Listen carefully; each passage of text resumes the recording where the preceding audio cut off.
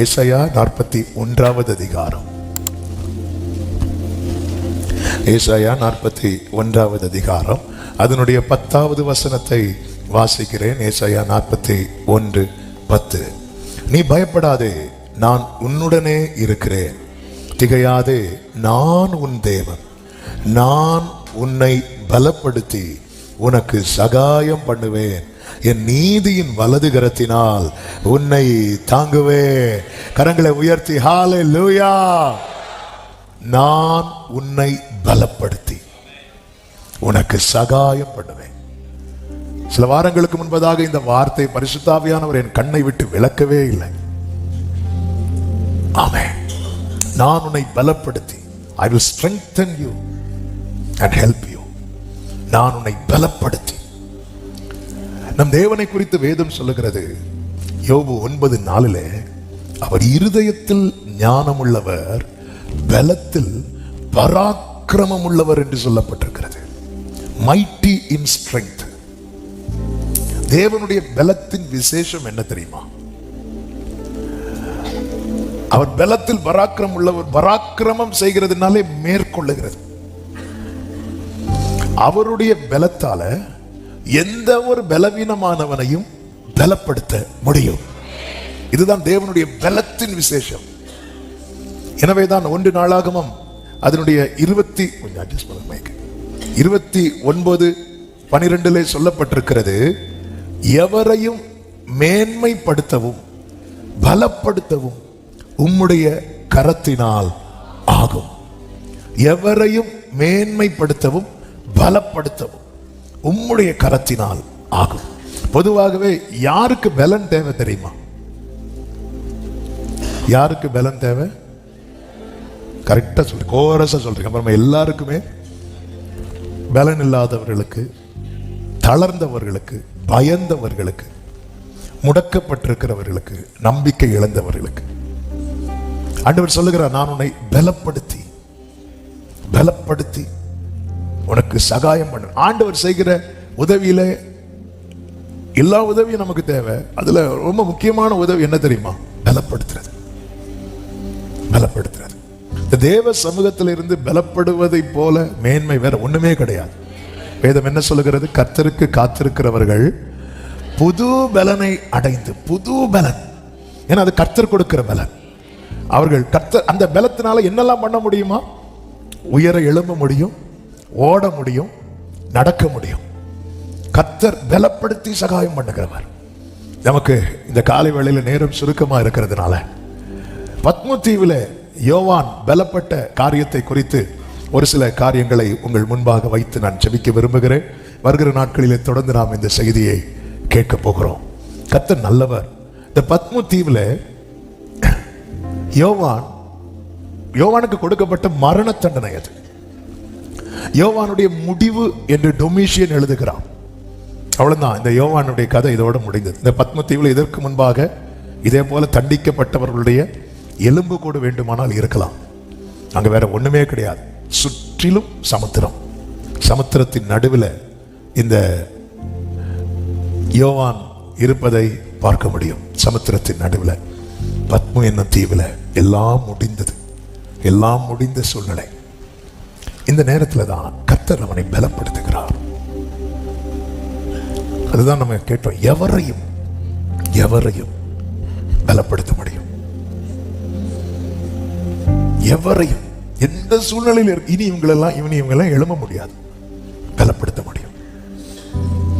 அதாவது வாழ்க்கையே வெறுத்து சூறை செடிக்கு கீழே போதும் என்று படுத்தவனுக்கு பலப்படுத்துறதுக்கு வேண்டிய அப்பத்தை பக்கத்தில் வச்சுட்டு போயிட்டார்.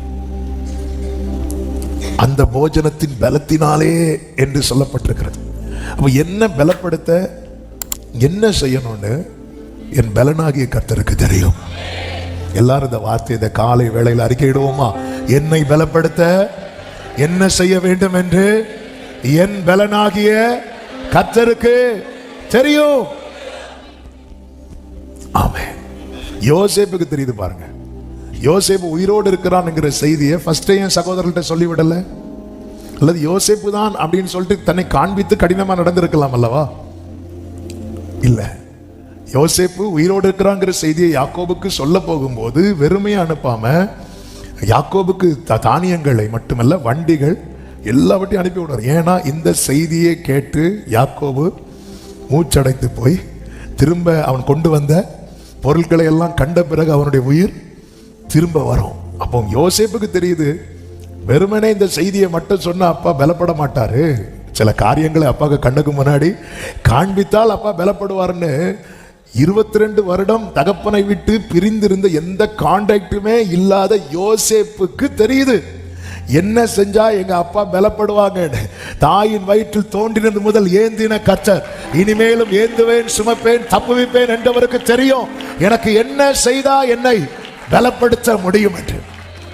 அல்லேலூயா. என்னை பலப்படுத்துகிற கிறிஸ்து, என்னை பலப்படுத்துகிறவர், அவர் என்ன பலப்படுத்துவார். இந்த பத்மதீவில கர்த்தர் யோவானை பலப்படுத்தின 5 விதங்களை நான் வேகமாய் சொல்லி செபிக்கிறேன். முதலாவது 13வது வசனம் 1:13 சொல்லப்பட்டிருக்கிறது. அந்த 7 குத்து விளக்குகளின் மத்தியிலே நிலையங்கி தரித்து மார்பருகே பொற்கச்சை கட்டியிருந்த மனுஷகுமாரனுக்கு ஒப்பானவரையும் கண்டேன் என்று சொல்லுகிறார். கர்த்தர் இந்த யோவானை எப்படி பலப்படுத்துகிறார் தெரியும்? அந்த இடத்துல யோவானுக்கு யாரையுமே பார்க்க முடியாது, யாரையுமே பார்க்க முடியாது. யாராவது யோவானை பார்க்கலாம் நினைச்சா கூட வர முடியாது. அப்படிப்பட்ட இடத்துல கர்த்தர் யோவானை பலப்படுத்த தம்மை காண்பித்தார், தம்மை காண்பித்தார். இந்த காலை வேளையில இந்த சத்தத்தை கேட்கிற ஒவ்வொருவருக்கும் சொல்லுகிற செய்தி, இந்த வார்த்தையை நீங்க எந்த விதத்துல கேட்கறீங்க அப்படின்னு தெரியாது. கிறிஸ்துவின் நிமித்தம், அவருடைய வசனத்தின் நிமித்தம், அவருடைய சொற்படி செய்தது நிமித்தம் நீங்கள் தனிமைப்பட்டு இருப்பது உண்டானால் கர்த்தர் உங்களை பலப்படுத்தும்படிக்கு தேவன் தம்மை காண்பிக்க சித்தமாயிருக்கிறார். ஆகார் ஏன் சாராளை விட்டு ஓடி வந்தாங்கன்னா, ஆகாருக்கு நிக்க முடியல, ஸ்ட்ரென்த் இல்லை. ஏற்கனவே கர்ப்பவதியா இருக்கிறாங்க.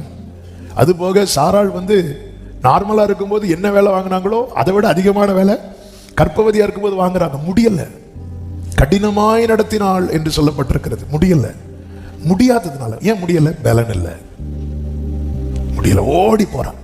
அந்த ஓடி போறவளை திரும்ப கொண்டு சேர்க்கிறதற்கு கர்த்தர் செய்தது ஒன்றே ஒன்றுதான், தம்மை காண்பித்தார், தம்மை காண்பித்தார். என்னை காண்பவரை நானும் கண்டேன். சில இடத்துல நமக்கு ரொம்ப நெருக்கமானவங்க கூட எட்டாத தூரத்தில் இருப்பாங்க, தொடர்பு எல்லைக்கு வெளியே இருப்பாங்க. அந்த நேரத்தில் ஐயோ இவங்க வந்தா நல்லா இருக்கும், இவங்க வந்தா நல்லா இருக்கும் என்கிற தேடலை விட்டு விட்டு ஆண்டவரே பத்மதீவுல கூட ஒருவனை பலப்படுத்த உம்மை காண்பித்தீரே அப்பா. வனாந்திரத்தில் தாவீது பலப்பட்டது எப்படி தெரியுமா? இப்படியே உம்முடைய சமூகத்தில் உம்மை பார்க்க ஆசையா இருந்து. சங்கீதம் 63:2 உம்மை பார்க்க ஆண்டவர் வருவார். மீதியானியருக்கு பயந்த கிதியோனிடத்துல கர்த்தர் ஒரு வார்த்தையை சொல்வார், உனக்கு இருக்கிற எந்த பலன். கிதியோனுக்கு பலனமே என்ன தெரியுமா? கர்த்தர் அவனுக்கு தம்மை வெளிப்படுத்தினது. நீ நிக்கிற கிதியோனே. நார்மலா அந்த டைம்ல தேவதூதனை கண்டாலே ஜனங்க என்ன சொல்லி அழுவாங்க தெரியுமா? நாங்க செத்து போக போறோம். யாரை பார்த்துட்டோம்? அவரை பார்த்துட்டோம். மோசே நீங்க மட்டும் போயிட்டு வாங்க, நாங்க வர மாட்டோம், நாங்க எதுக்கு சாகணும்னு இஸ்ரவேலர் எல்லாம் அந்த மலைக்கு தூரமா நின்னாங்க. கர்த்தர் தம்மை வெளிப்படுத்துகிறார்.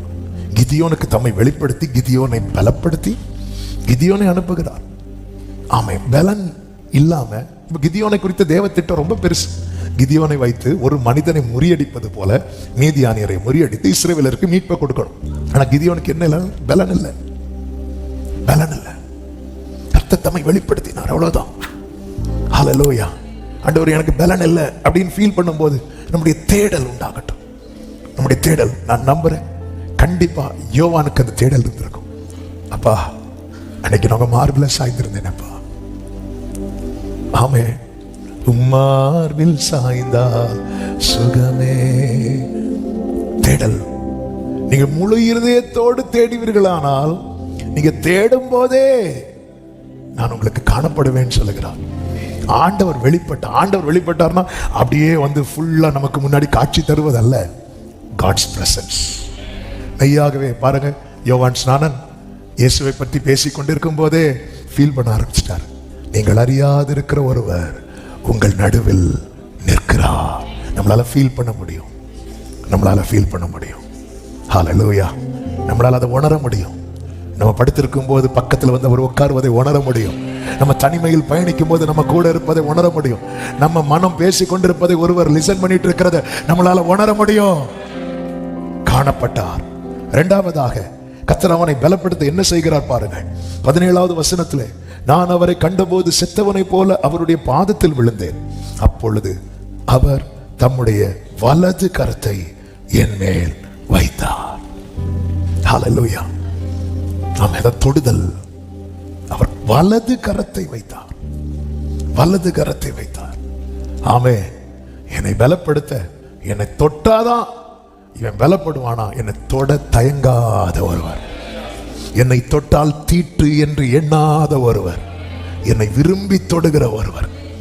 அவர் தமது வலது கரத்தை, அந்த வலது கரத்தை குறித்து வேதம் என்ன சொல்லுகிறது? அவருடைய வலது கரம், ஆமென், யாத்திராகமம் 15:6 சொல்லப்பட்டிருக்கிறது, உம்முடைய வலது கரம் பலத்தினால் மகத்துவம் சிறந்திருக்கிறது என்று சொல்லப்பட்டிருக்கிறது. வலது கரத்தை வைக்கிறார்னாலே, ஆமென், அவன் ஏன் செத்தவனை போல விழுகிறான் தெரியுமா? அவனுக்குள் இருந்த பலன் முற்றிலும் போய்விட்டது. ஒருத்தன் பலன் கம்ப்ளீட்டா இல்லைன்னாலே ஃபெயிண்ட் ஆயிடுவான். அவ்வளவுதான். ஏங்க, ஒரு வேளை சாப்பிடல, 2 வேளை சாப்பிடலைனாலே தலை கறங்கி கீழே விழுந்துரும். இவ்வளவுதான் நம்ம பலன். ஹல்லேலூயா. ஆமென். இவ்வளவுதான் நம்ம பலன். அவன் அடி பார்க்கிறான், மொத்தத்திலேயே அவர் அடிபட்டு வராரு. யோவான், அங்க சாப்பாடும் கிடையாது, ஒண்ணுமே கிடையாது. இதுக்கடையில இப்படி ஒரு தாங்க முடியாத ஒரு காட்சி அது. அவர் செத்தவனை போல பாதத்தில் விழுந்துட்டான். ஆமே. கர்த்தர் தம்மை வெளிப்படுத்துவார். தேடுங்கள், உங்களை பலப்படுத்த அவர் பாதத்தில் விழுங்கள். அவர் தமது வலது கரத்தை வைப்பார். ஆமே. நமக்கு வேண்டிய அத்தனை பலமும் எங்க இருக்கிறது தெரியுமா? கர்த்தருடைய வலது கரத்தில் இருக்கிறது. ஹல்லேலூயா. நீதியின் சூரியன் உதிக்குமாம், அதன் செட்டையின் கீழே என்ன இருக்கும் தெரியுமா? ஆரோக்கியம் இருக்கும். யார் அந்த நீதியின் சூரியன்? நம் ஆண்டவராகிய இயேசு கிறிஸ்து இந்த உலகத்திலே வந்து எந்த மனுஷனையும் பிரகாசிப்பிக்கிற மெய்யான ஒளி அவர். ஆமென் சொல்லுங்க பார்க்கலாம். அவர் வலது கரத்தை வைக்கிறார் பலப்படுத்த. தாவீது சொல்லுகிறார், சங்கீதம் 18:35, உம்முடைய வலது கரம் என்னை தாங்குகிறது. பலப்படுத்துறதுக்கு மட்டும் இல்ல, தாங்குவதற்கும். சங்கீதம் 48:10 சொல்லப்பட்டிருக்கிறது, உமது வலது கரம் நீதியால் நிறைந்திருக்கிறது. ஹல்லேலூயா. கர்த்தர் தமது வலது கரத்தை வைக்கும் போது யார் மேல் அந்த கரம் வைக்கிறாரோ அவர்களுக்கு என்ன நம்பிக்கை உண்டு தெரியுமா? இந்த பூமியில என் நியாயம் எடுபட்டு போனாலும் பரலோக தேவன் நிச்சயமாய் எனக்கு நீதி செய்வார். ஹல்லேலூயா. அவரை தேடுங்கள், நீங்கள் பலப்படும்படி அவர் உங்களுக்கு தென்படுவார். அவர் பாதத்தில் விழுங்கள், அவர் சமூகத்தில் அவர் பலப்படுத்துவார். எப்படி கையை வைக்கிறார்? ஆண்டவர் சமூகத்தில் வர்றவங்க எல்லாம் பாருங்க. ஒரு குஷ்டரோகி இயேசுவின் பாதத்தில் விழுந்து, உமக்கு சித்தமானால் என்னை சுத்தமாக்க உம்மால் கூடும் என்று சொன்ன போது வேதம் சொல்கிறது, அவர் மனது உருகி. பாதத்தில் இருக்கிறவன் மேல கர்த்தருக்கு ஒரு ஸ்பெஷல் கேர் இருக்கு. Special care. ஒரு பாவியாகிய ஸ்திரீ பாதத்தில் வந்ததும் இயேசு அவளை பார்த்துட்டே இருக்கிறார். ஒரு ஸ்பெஷல் கேர். அப்பா சமூகத்தில் எதனால நீங்க ஓடி வந்து அப்பா சமூகத்தில் அழ ஆரம்பிச்சிட்டீங்கன்னா, இயேசு நாமத்தில் ருசித்து சொல்றேன், உங்க மேல அப்பாவுடைய அந்த கேரே ரொம்ப டிஃபரெண்டா இருக்கும். உங்ககிட்ட பேசுறது டிஃபரெண்டா இருக்கும், அவங்களோட இடைபடுறது வித்தியாசமா இருக்கும்.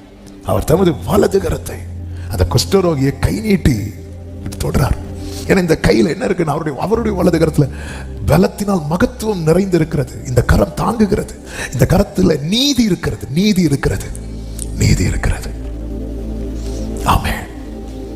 ஒரு தேவ பிள்ளைக்கு பலன் ஆண்டவர் தொடுறார். மூன்றாவது பாருங்க, அவனை பலப்படுத்தும்படிக்கு இந்த பத்ம தீவில் அத்தனை நம்பிக்கை மற்ற போன இடத்துல கர்த்தர் அவனுக்கு நம்பிக்கை கொடுக்கிறார். அந்த நம்பிக்கை தான் என்ன தெரியுமா? அதே 17வது வசனத்திலே கர்த்தர் கையை வைத்து அவனை பார்த்து சொல்லுகிறார், பயப்படாதே. ஆண்டவர் பயப்படாதேன்னு சொல்றாருனாலே there is a future hope. அவ்வளவுதான். ஆண்டவர் பயப்படாதேன்னு சொல்றாருனாலே ஆமென். ஹல்லேலூயா. ஒரு மனிதன் பயப்படாதே என்று சொல்லுகிற வார்த்தையை நம்ம அவ்வளோ நம்புகிறோம். எல்லாவற்றையும் ஜெயித்தவர், தோல்வியை காணாதவர், தோற்க தெரியாதவர், எல்லா அதிகாரத்தையும் உடையவர், வானத்தை சிங்காசனமாய் பூமியை பாதபீடமாய் உடையவர். அவர் சொல்ற பயப்படாத. எப்படி நம்பிக்கை கொடுக்கிறார் பாருங்கள். நான் முந்தினவரும் நான் பிந்தினவருமாயிருக்கிறேன், உயிருள்ளவருமாயிருக்கிறேன் என்று நம்பிக்கை கொடுக்கிறார். He is alive. என் மீட்பர் உயிரோடு இருக்கையிலே என்ன குறை உண்டு நீ சொல் மனம். ஆமென். என் மீட்பர் உயிரோடு இருக்கையிலே என்ன குறை உண்டு நீ. நல்ல கவனிங்க. இயேசு மரித்து விட்டார் என்று நினைத்த போது சீஷர்கள் பயந்து ஒரு அறை கதவை அடைத்துக் கொண்டிருந்தார்கள். இயேசு உயிரோடு எழுந்தார் என்கிற முழு நம்பிக்கை வந்த பிறகு அவர்கள் எருசலேமிலே போய் தேவாலயத்தில் தேவனை மகிமைப்படுத்திக் கொண்டிருந்தார்கள். ஒரு தேவ பிள்ளையினுடைய நம்பிக்கை எதில் இருக்கிறது தெரியுமா? அவர் உயிரோடு இருக்கிறார். எல்லாவற்றையும் இழந்து வெல்த் கம்ப்ளீட் அவுட். யோபுக்கு ஹெல்த்தும் கம்ப்ளீட் அவுட். சிலருக்கு ஹெல்த் இருக்கும், வெல்த் இருக்காது. சிலருக்கு வெல்த் இருக்கும், ஹெல்த் இருக்காது. இது எதுவுமே இல்லை, உயிர் மட்டும் இருக்கு. இப்போ யோபுவை சாட்சி கூட்டத்தில் எழுப்பி விட்டு சாட்சி சொல்லுங்கன்னு சொன்னா அவருடைய சாட்சி ஒன்றே ஒன்றுதான், எனக்கு ஜீவனை தந்ததும் அல்லாமல் தயவும் பாராட்டினீர், உடைய பராமரிப்பை ஆவியை காப்பாற்றினது. இதுக்கு மேல சொல்றதுக்கு ஒண்ணுமே இல்லை. இன்னும் சொல்லணும்னா அந்த முந்தின காலத்தை பேச ஆரம்பிச்சிருவார். முந்தின காலம் எப்படி இருந்துச்சு தெரியுமா? சர்வ வல்லவர் என்னோடு இருந்தார், என் பிள்ளைங்க எல்லாம் என்ன சுத்தி இருந்தாங்க. ஆமென். இந்த ரகசிய சீலை கூடாரத்தில் இருந்துச்சு. என் காலையை நான் நெய்யினால கழுவுனேன். இப்போ எனக்கு ஒரு டீ கூட கிடைக்க மாட்டேங்குது. இவ்வளவுதான், இவ்வளவுதான். இது நடுவில் யோபு சொல்றாரு, நான் பார்ப்பேன், நான் பார்ப்பேன், அந்நிய கண்களால் அல்ல, என் சொந்த கண்களால். எதை வச்சு சொல்றீங்க யோபுவே? என் மீட்பர். நல்ல கையை தட்டி அப்பாக்கு மகிமை. உயிரோடு இருக்கிறார். கவலைகள் தீர்ப்பா, கண்ணீர் துடைப்பா, கடைசி மட்டும் கைவிடாதிருப்பா. கவலைகள் துடைப்பார், கடைசி மட்டும். ஆமென். பாவமன்னி பழிப்பார், பாக்கியம் கொடுப்பார், பரம பதவியினுள் என்றனை எடுப்பார். என் மீட்பர் உயிரோடு இருக்கையிலே என்ன குறை உண்டு நீ. இந்த மாசத்துல எல்லாரும் இதை நினைப்போம், அதுக்கப்புறம் மறப்போம். இல்ல, ஆமென். எப்பவுமே ஹீஸ் அலைவ். அவர் இங்கே இல்லை. எங்கே இல்லை சொல்லுங்க? கல்லறையில் இல்லை. உயிரோடு இருக்கிறவரை மரித்தவர்களிடத்தில் தேடுகிறது என்ன? அதன் அர்த்தம் என்ன? இந்த பூமியிலே வந்து வளர்ந்து தங்களை புனிதராக்கி கொண்டவர்கள் உண்டு, தங்களை தெய்வமாக்கி கொண்டவர்கள் உண்டு. ஆனால் அவர்கள் எல்லாருமே மரணத்துக்கு முன்பாக தோற்று போனார்கள். இயேசுவை அந்த லிஸ்ட்ல வச்சிராதீங்க, இயேசுவை அந்த லிஸ்ட்ல வச்சிராதீங்க. அவர் சர்வ வல்லமை உள்ள தேவன். ஹல்லேலூயா. நான் முந்தினவரும் நான் பிந்தினவர். அதாவது இந்த வேர்டு வந்து ஒருத்தனை பலப்படுத்துது. இதுதான் தேவ பிள்ளைங்க புரிந்து கொள்ளணும். நம்ம எல்லாம் நம்மை பலப்படுத்துகிற வேர்டை எதை பார்க்கிறோம் தெரியுமா? கர்த்தருடைய வாளாக்காமல் ஏங்க, அது எல்லாமே இவருக்குள்ள இருக்குன்னு நமக்கு தெரிய மாட்டேங்குது. வாக்குத்தத்தங்கள் எல்லாம் கிறிஸ்துவுக்குள் ஆம் என்றும். முதல்ல இந்த வெளிச்சம் வரட்டும். என் பலன் என்ன? என் பலனே நீங்க தான்ப்பா. ஹல்லேலூயா. You are my strength. அதனால தாவீது அடிக்கடி எப்படி தேற்றுவார் தெரியுமா? நீர் என் பலன், நீர் என் பலன், நீர் என் பலன். அந்த நீர்னு சொல்றது யாரை தெரியுமா? உயிரோடு இருக்கிறவர். அவர் மரித்தார்னா எப்படி சொல்லுவோம் தெரியுமா? ஒரு காலத்தில் அவர் எங்களுக்கு பலனா இருந்தார். நம்முடைய லைஃப்ல ரொம்ப முக்கியமானவங்க எல்லாம். ஆமென். என் தகப்பனார் மரித்த போது நான் எனக்கு க்ளோஸா இருந்தவங்க எப்படி சொல்லிட்டு இருந்தேன்? எங்க வீட்டு பில்லர் சரிஞ்சிட்டு, எங்க வீட்டை தாங்கி இருந்த அந்த பில்லரே சரிஞ்சிட்டு. அவங்க அப்படி இருந்தாங்க, அவங்க அப்படி இருந்தாங்க, அவங்க அப்படி இருந்தாங்க. என் ஆண்டவர் யார் தெரியுமா? இருந்தவரும் இருக்கிறவரும். நல்ல கையை தட்டி ஆமென். அவர் உயிரோடு இருக்கிறார். பக்கத்துல பார்த்து சொல்லுங்க, அவர் உயிரோடு இருக்கிறார், அவர் உயிரோடு இருக்கிறார். ஹல்லேலூயா. இப்பதான் எல்லாருக்கும் உயிரே வருது. ஆமென். கர்த்தர் நல்லவர். அவர் எப்படி பலப்படுத்துகிறார்? அதாவது அந்த பத்மூர்த்தி கதை சித்தமானால் வெள்ளிக்கிழமை நம்ம நிறைய கேட்க போறோம். நம்பிக்கையை கொடுக்கிறார், தம்மை காண்பிக்கிறார், கையை மேல வைக்கிறார். அதாவது நம்மளை எல்லாரும் விரும்பி தொடுவாங்களாங்க. உங்களை எத்தனை பேர் விரும்பி தொடுவாங்க? 1 2 எதுக்கு தொடுறாங்க? 3 எப்ப தொடுவாங்க? இது ரொம்ப முக்கியம். குற்றுயிராய் ஒருத்தன் கீழே விழுந்தான் பார்த்தீங்களா? எருசலேமில் இருந்து எரிகோவுக்கு போகும்போது அந்த ஆசாரியனும் லேவியனும் தொடதான் போனாங்க. அதனாலதான் வேதம் சொல்கிறது பக்கமாய் விலகி. ஏன்னா எருசலேமில் இருந்து போனவன் அல்லவா. ஒருத்தனை பார்த்தாலே தெரியும், இவன் நம்ம ஆளு. கிட்ட போயிட்டு வேண்டாம் ரிஸ்க், விலகி போனாங்க. அந்த இடத்துல தான் ஒரு சமாரியன் வரார். அவனை கண்டு மனதுருகி, அவனை கண்டு மனதுருகணும்னா கொஞ்சம் வெயிட் பண்ணணும், பார்த்துட்டே இருக்கணும். நம்ம போற வழியிலாம் எவ்வளவு ஆக்சிடென்ட் பார்க்கிறோம், நின்று மனதுருகிட்டா போவோம். அப்ப நான் பாத்திர மாட்டேன், நான் பார்த்து அப்படி சொல்லிட்டு தானே போவோம். அவர் கண்டு மனதுருகி இங்க உருகும் போது கை நீண்டுட்டு. எப்பவுமே எந்த சிச்சுவேஷன்லையும் நம்மை விரும்பி தொடுவதற்கு ஒருவர் மட்டும்தான். கோவிட் வந்த போது உறவுகள் கூட தொடங்கி வச்சிட்டாங்க. அவர் விரும்பி தொடுவார். பயங்கரமான குழியிலும் உளையான செற்றிலும் இருந்து தூக்கி எடுத்து நம்ம ஒருத்தங்க சாப்பிட்டுட்டு இருக்கிறாங்க, அந்த கையை கூட நம்ம கொடுக்க மாட்டோம். தப்பி தவறி ஒருத்தங்க அப்படி கை தந்தா கூட நம்ம இங்கதான் அப்படி. ஆமென். ஆண்டவர் பாருங்க, பரிசுத்தம் உள்ள தேவன் இந்த பாவியின் கையை பிடித்தார். எல்லாரும் நினைச்சிட்டு இருந்தாங்க இந்த பாவியின் கை பிடிச்சதும் அவர் கை அழுக்காகணும். இல்ல இல்ல இல்ல, இந்த கையை பிடிச்சதும் என் கை சுத்தமாயிட்டு. அவருடைய பரிசுத்தத்துக்கு அவ்வளவு பவர் இருக்கிறது, அவருடைய பலத்துக்கு அவ்வளவு பவர் இருக்கிறது. அவர் நம்பிக்கையை கொடுத்தார். 2 வார்த்தையை சொல்லி ஜெபிக்கிறேன். 4வதாக அவரை குறித்து இன்னும் அறிந்து கொள்ள வைக்கிறார். அதுதான் 18வது வசனம். மரித்தேன், ஆனாலும் இதோ சதா காலங்களிலும் உயிரோடு இருக்கிறேன். ஆமென்.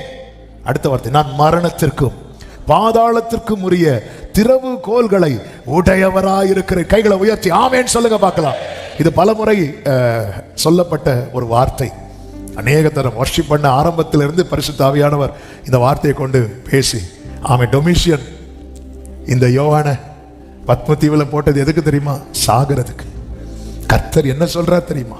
இங்க பாரு, மரணத்தின் திறவுகோலும் பாதாளத்தின் திறவுகோலும் அந்த டொமிஷியன் கையில இல்ல, மரணத்தை ஜெயித்தவர் கையில இருக்கிறது. அதன் அர்த்தம் என்ன? நீ எங்க சாகணும், எப்ப சாகணும், எப்படி சாகணும் தீர்மானிக்கிறது உன்னை பகைக்கிற சத்ரு அல்ல, உன்னை மீட்டு கொண்ட கர்த்தர். மரண பள்ளத்தாக்கில் நான் நடந்த வேளை மீட்கும் கரங்கள் நான் கண்டேன். வாடி நின்ற வேளை தாங்கும் கரங்கள் நான் கண்டேன். எந்த மாறாமே வாழ்வை மதுரமாய் மாற்றும் அன்பின் நல்ல கர்த்தரே. எந்த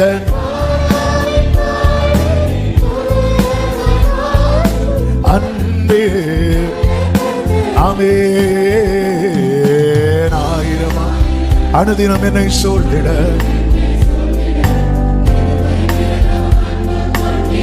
நல்ல எபினேசராய், நல்ல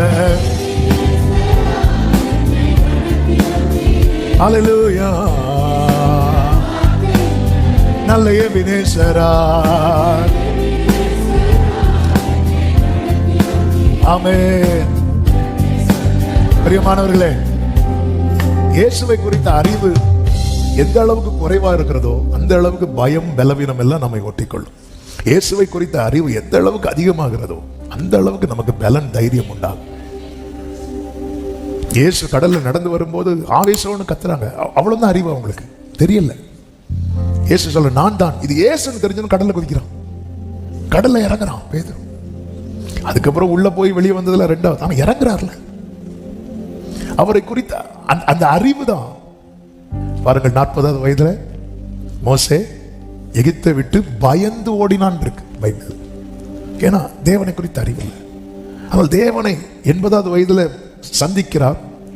ஆண்டவரே உங்க பேர் என்ன அப்படின்னு கேட்கிறாரு. அதுக்கப்புறம் பார்த்தீங்கன்னா முகமுகமாய் அறிகிறார். அந்த முகமுகமாய் அறிந்த மோசையை குறித்து எபிரேயர் 11 எழுதப்பட்டிருக்கிறது.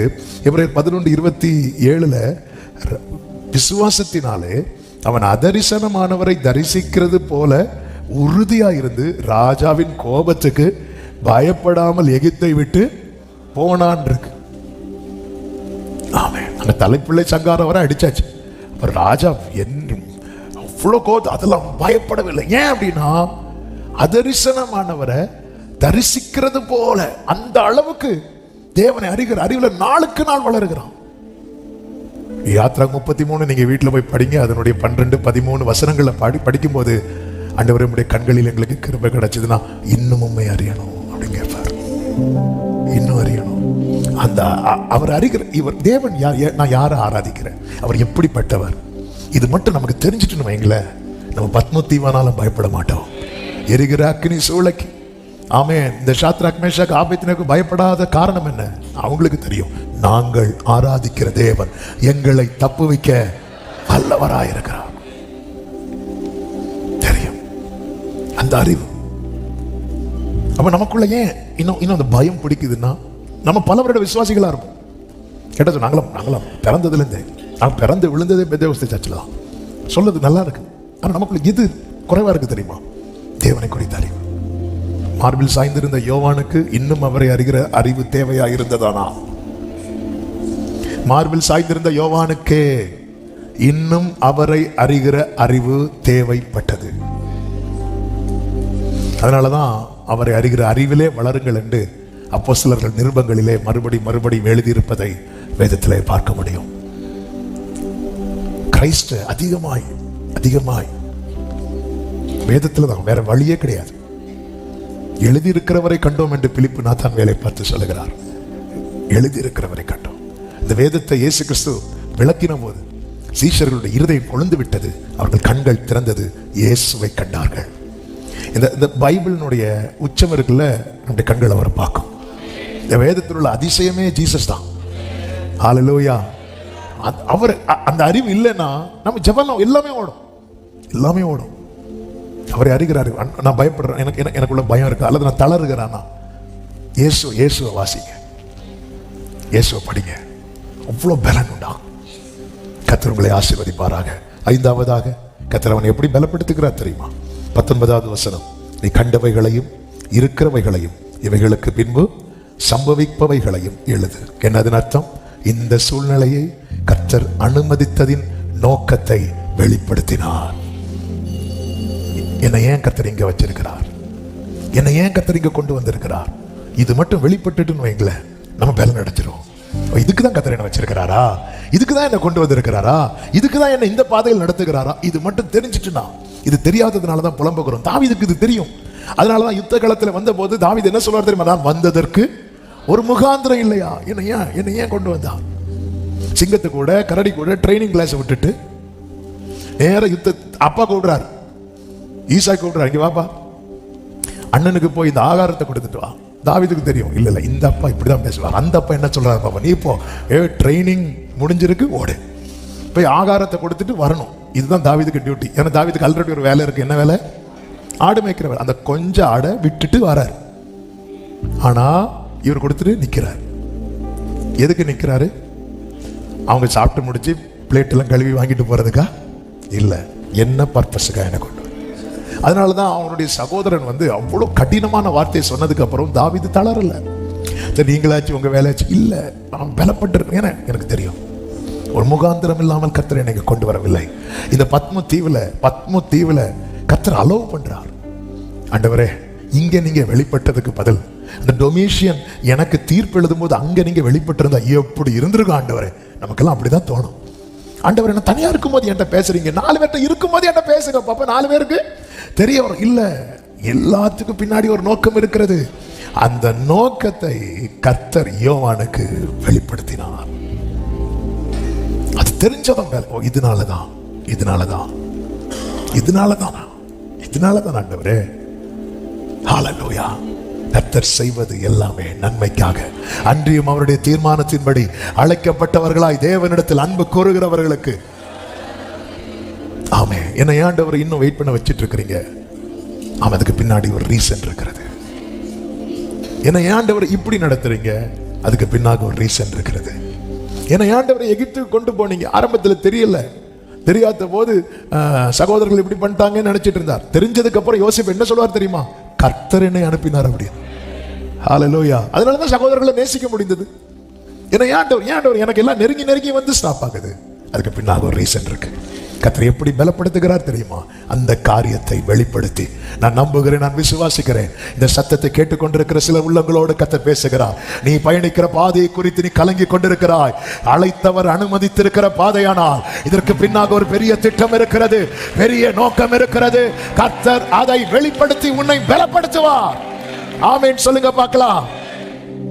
கண்களை மூடி தேவ சமூகத்தில் நம்மை அர்ப்பணித்து, ஹல்லேலூயா. நான் உன்னை பலப்படுத்தி உனக்கு சகாயம் பண்ணுவேன். பலன் தாருமே, பலன் தாருமே. முடிந்தால் முழங்கால் படிக்கிட்டு கைகளை உயர்த்து. பலத்தால் என்னை நடத்திடுமே, பலன் தாருமே,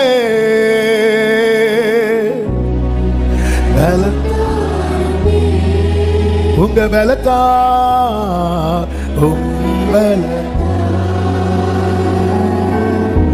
என்னை நடத்தி கேளுங்க. பலத்தாருமே, we need your strength Lord. பலத்தாருமே, பலத்தாரும் ஆண்டவரே விடுதலை தாங்க, பலன் தாங்க. என்னை நடத்திடுமே, பலன் தாருமே, பலன் தாருமே. Glory be to Jesus. பலன் உங்க பலன் தேவப்பா, தேவப்பா. பலத்தா என்னை ஒரு 2 நிமிஷம் ஜெபம் பண்ணுங்க. எதுக்கு உங்களுக்கு பலன் தேவை? தாங்கிறதுக்கா, ஓடுறதுக்கா, மேற்கொள்றதுக்கா, தாண்டுறதுக்கா, சகிக்கிறதுக்கா? எதுக்கு பலன் தேவை?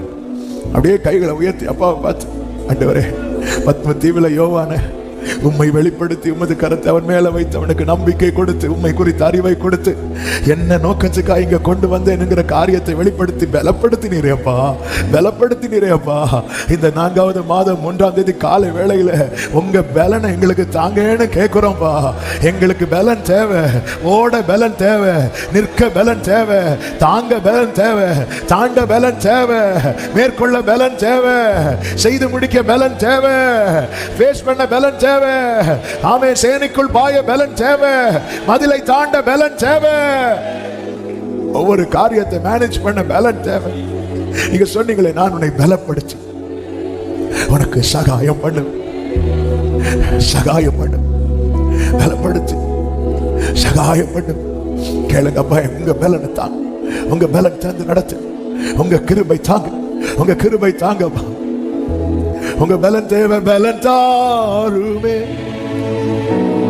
ஊழிய பாதையில் உங்க பலன் தேவை, பலன் தாருமே.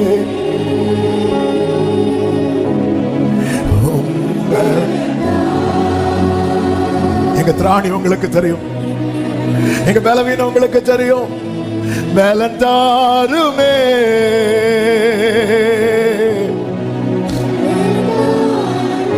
ரலமதரோ சேக்ரே மாமதனரா. ஆமென். என்னை 2 கைகளை உயர்த்தி, என் சுய பலத்தால் ஒன்றும் செய்தீனே, அதை நீ உங்களுக்கு தெரியும் ஆண்டவரே. என் சுய செய்திடே, அதை நீ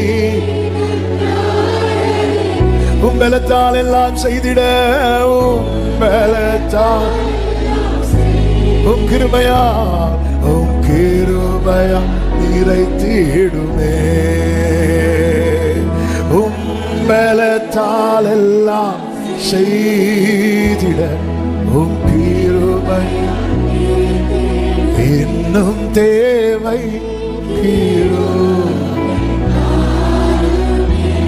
இன்னும் தேவை.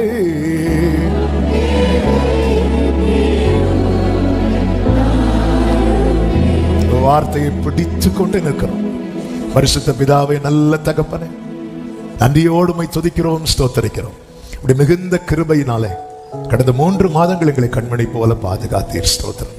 இந்த புதிய மாதத்தை உங்க சமூகத்திலிருந்து துவங்கும்படிக்கு நீர் பாராட்டின எல்லா கிருபைகளுக்காக நன்றி செலுத்துகிறோம்.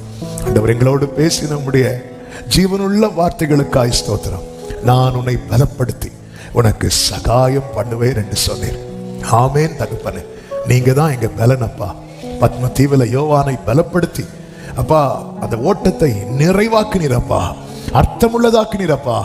இனி அவனுக்கு ஒன்றுமே முடியாது என்ற இடத்துல கர்த்தாவே அவனை கொண்டு செய்ய வேண்டியதை அனைத்தையும் செய்ய நீர் பலப்படுத்தினது போல ஒவ்வொருவரையும் நீர் பலப்படுத்த போகிற தயவுக்காக ஸ்தோத்திரம் ஆண்டவரே. கர்த்தர் ஒவ்வொருவரையும் ஆட்கொள்ளும், ஆசீர்வதியும், கிருபை பெருகட்டும். இந்த மாதத்தின் ஒவ்வொரு நாட்களும் பிள்ளைகளுக்கு நன்மையாய் ஆசீர்வாதமாய் இருக்க கிருபை செய்யும். எக்ஸாம் எழுதுகிற பிள்ளைகளுக்கு நல்ல ஞானம் கிருபைகளை கொடுத்து நல்லபடியா எக்ஸாம் எழுதி நல்ல வெற்றி பெற கிருபை செய்வீராக. ஆண்டவரே, கையின் கிரியைகளை ஒவ்வொருவருக்கும் ஆசீர்வதிப்பீராக. வெளியூர்ல வெளிநாடுகளில் இருக்கிறவர்களை நினைக்கிறோம் கர்த்தர், அவர்களையும் ஆசீர்வதித்து கிருபையாய் காத்துக்கொள்ளும். போக்கிலும் வரத்திலும் எல்லாம் கண்மணி போல ஒவ்வொருவரையும் காத்துக்கொள்வீராக. ஆண்டவரே, வாசல்கள் திறக்கப்படுகிற மாதமாய் இருப்பதாக, சுதந்திரிக்கிற மாதமாய் இருப்பதாக, நன்மைகளை காண்கிற மாதமாய் இருப்பதாக, காத்திருக்கிற காரியம் பெற்றுக்கொள்ளுகிற மாதமாய் இருப்பதாக. கர்த்தர் அப்படியே ஆசீர்வதியும். ஊழியத்தை ஆசீர்வதிங்க, சபை ஊழியங்கள், வெளி ஊழியங்களை கர்த்தர் ஆசீர்வதிங்க. இந்த மாதத்தில் யூத் வெஸ்ட் இருக்கிறதப்பா, கர்த்தர் ஆசீர்வதித்து தருவீராக. எல்லாவற்றையும் பொறுப்படுத்திக் கொள்ளும். அர்ப்பணிக்கிறோம். மகிமை, கனம், துதி, ஸ்தோத்திரங்கள் அனைத்தும் ஒருவருக்கே செலுத்துகிறோம். இரட்சகர் இயேசு கிறிஸ்துவின் நாமத்தில் பிதாவே, ஆமென். செய்து சத்தமாய் சொல்லுவோம். என் ஆத்துமாவே கர்த்தரை ஸ்தோத்திரி, முழுவலுமே அவருடைய பரிசுத்த நாமத்தை ஸ்தோத்திரி. என் ஆத்துமாவே கர்த்தரை ஸ்தோத்திரி, கர்த்தர் செய்த சகல உபகாரங்களை மறவாதே. ஆமென். நம்முடைய கர்த்தராகிய இயேசு கிறிஸ்துவின் கிருபையும் பிதாவாகிய தேவனுடைய அன்பும் பரிசுத்த ஆவியானவருடைய ஐக்கியமும் சிநேகமும் பாதுகாவலும் நம் அனைவரோடும் எல்லா பரிசுத்தவான்களோடு கூட கர்த்தருடைய வருகை மட்டும் தங்கி இருப்பதாக. ஆமென். ஹல்லேலூயா. God bless you.